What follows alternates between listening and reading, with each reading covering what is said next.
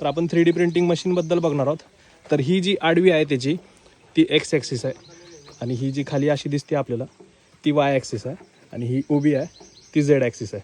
तर होतं काय, तर ह्या मशीनला 3D प्रिंटिंग का म्हणतात, तर एकाच वेळी 3 डायमेन्शन किंवा 3 ॲक्सिसवरती हे प्रिंटिंग करत चालतं.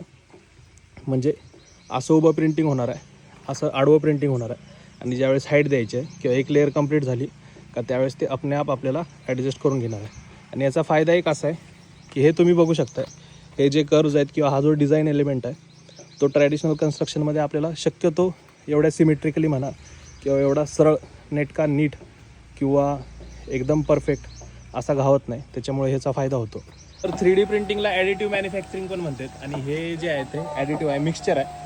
आता बरेच जण म्हणतात की हे सिम्पल आहे किंवा काय, पण ह्या स्केलवर जर बिल्ड करायचं असेल किंवा जर इथं ऑक्युपाय करायसाठी जर बिल्ड करायचं असेल तर हे जास्त लोकांना शक्य नाही झालेलं. त्याच्यामुळं मी IP वगैरे म्हणलेलं. ज्यांना शक्य आहे किंवा ज्यांना वाटतं AIने हे होऊ शकते त्यांनी नक्की ट्राय करावं. पण इथं तुम्ही बघू शकताय 3D प्रिंटिंग चालू आहे आणि हे ॲडिटिव्ह मॅन्युफॅक्चरिंग किंवा हे जे ॲडिटिव्ह आहे ते ह्या पाईपच्या साहाय्याने इथं चाललं जातं आणि इकडनं मग ते तिथं असं प्रिंट होतं. म्हणजे लेअर बाय लेअर प्रिंट होतं ते. आणि आपणे आप जशी हाईट इन्क्रीज व्हायला पाहिजे किंवा जसं एक लेअर कंप्लीट होतं तसं ते मशीन स्वतःच हाईट इन्क्रीज करून घेतं.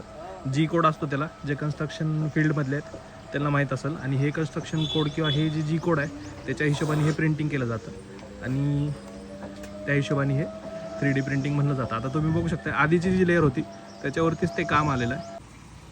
तर ह्याचा लॅपटॉप आहे आणि ह्या लॅपटॉपमधनं ह्याला कमांड दिली जाते. म्हणजे त्या प्रिंटरला, आपण प्रिंटर बघितलंच मगाशी, आणि त्याच्या साहाय्यानं हे प्रिंटिंग केलं जातं. तुम्ही बघू शकता किती छान असं हे डिझाईन झालेलं आहे आणि हे कन्व्हेन्शनलमध्ये आपल्याला जमलं नसतं.